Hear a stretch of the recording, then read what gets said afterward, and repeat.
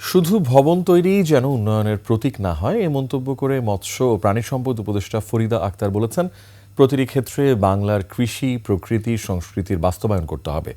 আর মানুষের ঐক্য সংহতির কথাই ধ্বনিত হয় বাংলা সংস্কৃতিতে। এমনটা বললেন বিশিষ্ট দার্শনিক চিন্তক ফরহাদ মজহার। এদিকে চৈত্র সংক্রান্তি উপলক্ষে পুরান ঢাকায় হয়েছে ঐতিহ্যবাহী ঘুড়ি র্যালি। সহকর্মী আরফিন শাওনকে সাথে নিয়ে আদিত্য মামুনের রিপোর্ট। ১৪৩১ বঙ্গাব্দের শেষ দিনে শিল্পকলা একাডেমির মুক্তমঞ্চে প্রথমবারের মতো সরকারি তত্ত্বাবধানে আয়োজিত হল চৈত্র সংক্রান্তি। উপস্থাপন করা হয় একখণ্ড প্রাচীন বাংলাকে। আয়োজনের শুরুতেই বাংলার শেকড় আর মাটির স্পন্দন তুলে আনেন প্রান্তিক কৃষক আর গায়েনরা।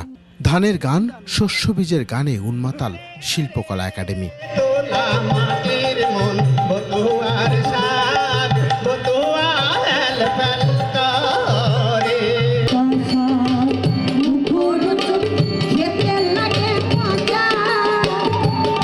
একে একে পরিবেশিত হয় বাউল ও ভক্তিগান।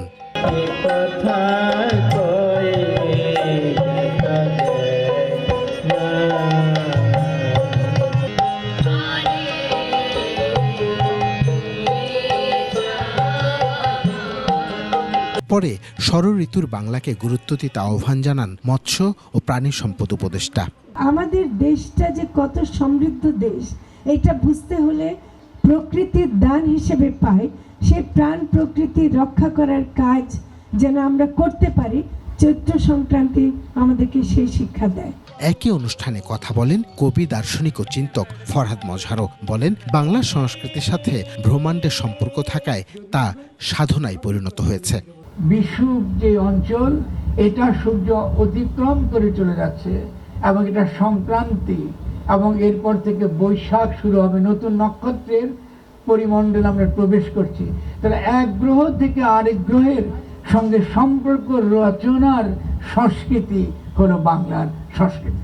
এদিকে চৈত্র সংক্রান্তি উপলক্ষে বের হয় ঘুড়ি র্যালি। আয়োজকরা অভিযোগ করেন, পর্যাপ্ত মাঠ, পার্কের অভাবে ক্রীড়া সংস্কৃতি থেকে মুখ ফিরিয়ে বিপথে যাচ্ছে নতুন প্রজন্ম। আদিত্য মামুন, ২১ টেলিভিশন, ঢাকা।